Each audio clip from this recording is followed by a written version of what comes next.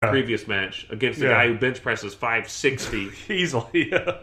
And Brzenk loses. Brzenk loses. Yeah, I mean it was a good match, but you could just tell like he was hurting on it too. He was hurting on it. Yeah, and no, I mean it didn't last long. No, it didn't last long. Yeah, that's the thing. Most of the arm wrestling matches, 8 seconds, 8 to 10 seconds is like, and then if they go a minute, it's insane. Right. So Brzenk loses, and you know what the hell's he care? This Russian's not even close to being the best yet. Yeah, because he beat a Brzenk. Like once you get all those titles, talk to me. Yeah. Once you stop doing steroids, talk to me. So that is Pulling John. So Brzenk, like we said, he really did win the Over the Top tournament that they held. Yeah. And they sort of touch on it in Pulling John. You can find footage of it. I think it's ARM TV. TV, yeah. Watch some of the footage of it. And Brzenk wins this truck, and this sort of makes him this national like arm wrestling god. And then he goes around and he starts beating all these huge dudes, a lot like Lincoln Hawk does. Once John Brzenk won the truck and stuff, he didn't get it for a year. No. Because they were using it to drive across the country to promote the movie, which didn't help it at all. No. I'm confused as to why people didn't want to see this movie. If I saw this trailer, I'm the first one in the theater. Now, think of, because unless I'm wrong and I missed it somewhere, like I do know about driving the truck around and he didn't get the truck until then, like after that year. Yeah. Were they doing like exhibitions inside the truck, like arm wrestling, like tour place to place? Yes. Okay. I don't know if it was inside the truck, but they were bringing the truck. I couldn't remember if I saw that. If they were you're doing right. that And or Brzenk not. would go and he would, sort of show what the sport was. Right. Yeah. Which is shitty that he gets, but you can't have Stallone arm wrestle Brzenk. Yeah, no, he's not going to. This fucking substitute math teacher who works as a assistant baseball coach. For the local community college, he can't be the guy he faces. No, right. But yeah, Brzenk toured the country doing this. Yeah, and he must be the highest paid arm wrestler. Well, it did say at the end of Pulling John, Travis was the highest paid ever. Yeah. What do you think that was? How does that happen? I don't know. I mean, because he started that league? Yeah, he's like the co-founder, and then now he's the president and everything, too, of the Arm Wrestling Federation, or whatever it is, yeah. So maybe that's it? Yeah, I guess Maybe he's made a lot of money through that? Through tournaments and everything, too, and everything. Because you think about the amount Brzenk won, but, no one's saying Travis. They're all saying Brzenk. Right. I just, Brzenk is just so... He is like, if I was a champion at arm wrestling, that's how I would want to be. I would want to be that, too. I would want to be Brzenk. Like... You don't say a word. All you worry about is like, I just got to get better. I'll worry about retiring when I'll know when it's time. Yep. And I can't stress to you enough how, and Adam can't either, but how just regular Brzenk looks. Yeah. You take a good look at him. You see his fucking forearms too, and you see these pythons on him. Certainly, if you saw him, you'd be like, "Oh, that's a fit man." Yeah, but you wouldn't think he's the greatest arm wrestler in the world. You would just think that's a dad who works out, kind of thing. That's exactly what you would think. Yeah. And when all these people are shaking his hands, they're like, "Holy shit, your hands are huge." Yeah. So Brzenk, we say all that. Watch the documentary. Brzenk is who Lincoln Hawk / Stallone based the character off of, and Pulling John allows us to see a world that will make you appreciate Over the Top a little more. Right? Yeah, it's not a lot. It's if you like Over the Top, if you didn't, I don't think it'll change your viewpoint. No.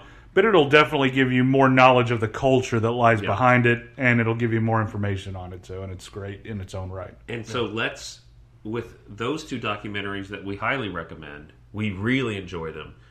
They're just really well done. Let's talk about this fucking classic, Over the Top, starring Sylvester Stallone, Robert Loggia. Whew. Classic. Billy, drink your orange juice. This movie had a lot of product placement, wouldn't you say, Marcus? Yeah, lots. Yeah. We get a pretty big shot of Brute. Get a good Brute sign. You don't see that anymore, man. No.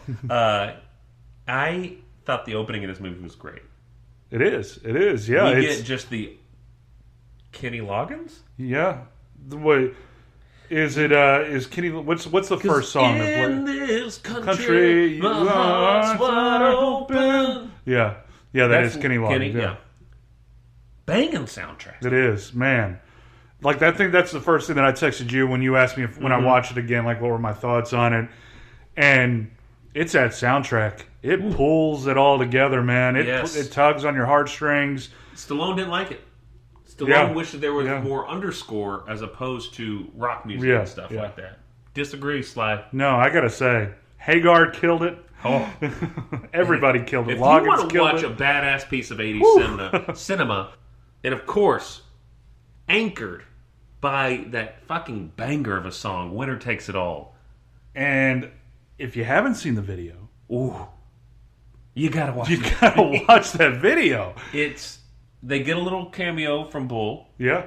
And then the rest is just like close up of Stallone's eyes as Hagar rips a fucking Harley down Las Vegas Strip, and just this slow-mo, no, not slow-mo, but just this badass walk of Hagar and Stallone to the table.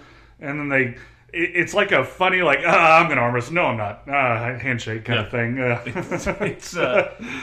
It's certainly a cultural piece of a decade. And we get that beautiful opening with Kenny Loggins ripping over it, and then you start to see a young man graduating from military school. I don't know. I guess being in military school is important because it makes him like very rigorous in his like way. Yeah, that sets up his. I think that definitely sets up his personality and that he portrays well through the whole thing. And you get to see Lincoln Hawk trying to, and of course we're not going to go blow by blow, but I do want to talk about the opening because I think it's a pretty good opening. Oh yeah, it sets everything in motion. You get everything set up perfectly, and it's fast. It's to the point kind of thing. Yeah. You know, one of the writers said my original movie wasn't as much about trucking and arm wrestling. I was like, what the fuck was your movie about? Must have been about the kid thing. But you get to see Lincoln Hawk making his way across country to get to this event, and he's bathing in sinks. Yeah. Just got his suspenders on, naked body, just greasing his hair back a little bit. He's got a beer sitting on the sink in the morning. I don't know if he was drinking or not, or if that was a leftover beer. Well, what's his morning to our evening? You know what I'm saying? He's a trucker. That's true. Yeah. Maybe his morning is his 6 p.m. Yeah. I don't know. You know, God, I don't judge a truck. Thank you to all our truckers out there in America. Thank you all. You all are the blood cells of our country. You are, yeah. We get to see Stallone and sort of his day-to-day. Pulls up, they're immediately like, you can't be here, delivery's going in the back. I'm here for Mikey. Mikey Hawk, or is that what he says? Michael Hawk? That was the bit. Yeah. Right, because they wanted him to say, his name's Michael Hawk. Yeah. But they wanted to say Mike Hawk. Yeah, that's right, yeah. Mike Hawk. Yeah. Right, for Mike Hawk. Yeah. And they let him in, no idea. I love that. Yeah, I love how this young punk, guard is just like, just this big rig. Military installation technically. They're just like, yeah, come on in, bud. Come on in. I'm here for Mega Cutler. Yeah, okay. Sure. Cutler, that's right. That's what I was thinking. Yeah. Cadet Cutler. And he comes in, and I don't know why. Maybe you can answer this. This might be one of the plot things I had an issue with. Not an issue, just noticed, like, basically Stallone's coming. He's like, we're going to go on this cross-country trip because the mother and I have talked about it, and the son is going to go with me whether he likes it or not. And the general, or the leader of the school, is like, yeah. The kid's like, I don't want to go. And the commander's like, that's your father. That's your father. Yeah. And the kid's like, I don't know this fuck. And he's like, you're going. Why? I would think at that time, just with his age, like, he has no say in it. If the mother has turned it over, that this guy has provided... Provide Lincoln Hawk's documentation is showing a wedding picture, not a driver's license. No, he never shows one piece of identification to anybody. Signing up for a tournament, nothing. Nope. Hundreds of $1,000s on the line. Lincoln Hawk just Here's shows... my wedding photo. Here's my wedding photo. We were talking about Michael Wood hundreds of times. So he gets custody of the kid. Yeah, and I mean, I got to think, like, if, the mom has said, and, like, it's Lincoln Hawks, whatever you want to call him. But, he shows him his ID, which is the photo. and then he's got to go, and why haven't I gone as Lincoln Hawk? Why for Halloween haven't I gone as Lincoln Hawk picking up my kid from military school in that outfit? That's a good question, Marcus. That is fucking slick. Either you're in your tucked-in denim shirt with suspenders, khaki pleats, deep hard pleats. hard pleat. Oh, and when he walks in this military school, you better believe people are judging the hell out of him. Oh yeah, who is this? Doesn't belong here. This is the military, for God's sakes. Yeah. We made our entire world off of poor people. Anyway, he gets his son, and they quickly go on the road.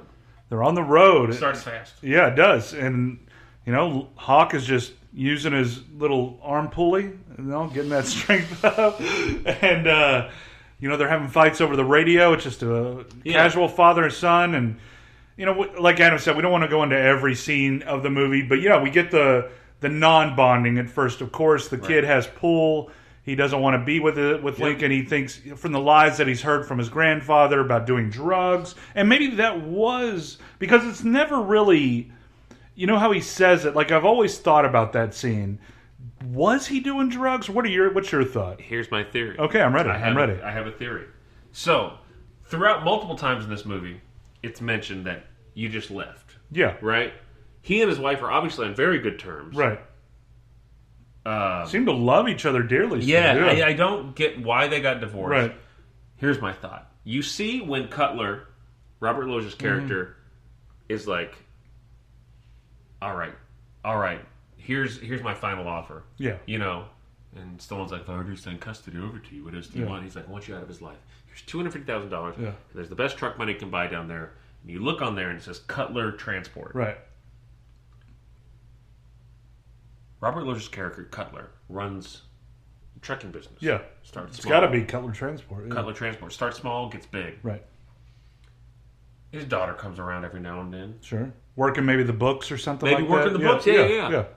All of a sudden, coming off the road, dropping his load off is fucking ripped-ass Stallone. Yeah, if I'm a young female book accountant and I see this hunk of meat coming in, he's coming in. Yeah. Loggia's like, I never want you dating the drivers, of course. Yeah. Not a life for my daughter. Yeah. He's on the road too much. Don't want that, yeah. They fall in love. They have a kid. Loggia doesn't like it. Loggia says, you got to stop seeing my daughter. He's like, I'm not going to do that. I love your daughter. Loggia plants drugs. Oh, did we do that? Oh, my Loggia God. plants the drugs. Gets his ass busted. I don't know. He obviously doesn't go away. It doesn't talk about him doing prison time. No prison time. I mean, we don't hear about it, yeah. But I mean, that makes sense, though. Like, maybe he caught him and said, like, we won't press charges if you just quit up and leave right now, kind of thing. That's So, Loggia has him by the short hairs, and he's like, hey, you're doing that meth, trying to stay awake. We caught you with that meth. We caught you with that meth. And he's like, no, me. I don't do curls. I do the machine. And he's like, nah, you got to leave my daughter alone or else. So when Loggia's like, you got to leave the kid alone, it's all, Stallone's like, I know what this is. Right. You do this all the time. You can't just throw money at it. Yeah. So that's what I think happened. I don't think Stallone was selling drugs or doing drugs. I think Loggia didn't like the idea of his daughter. This guy's a billionaire at this point, whatever he is. I don't want my daughter dating a long hauler. Right. No. Can't have that. Especially this guy. Yeah. He cuts a nice figure, but we can't have that in our family. You need to date a business owner. Love is love. They have a kid, and she gets cancer. I don't know how long their relationship is. Or AIDS. That's true. We don't know. We don't know. We don't know. And it's the 80s. Yeah. The way people talked about AIDS then, anybody could have got it from a toilet seat or whatever. Yeah. So, I think it's something like that. I don't know why it's so vague. No, it's a good point. Like, that's kind of what I've thought in thinking, too. And I never thought of the drug planting thing, but that makes perfect sense as far as that whole scenario. I can see Especially that. He has thugs. Yeah. It's like all those fucking Thug 1, Thug 2 could have. Right. It's like, I want this guy out of my daughter's life. Yeah. You hear me? All right, I'll do whatever it takes. And I think that's the genius of it. Like, we don't need to see all that. We don't need to. We get the gist of what's going on. because the characters play so well, because Loja plays so well as this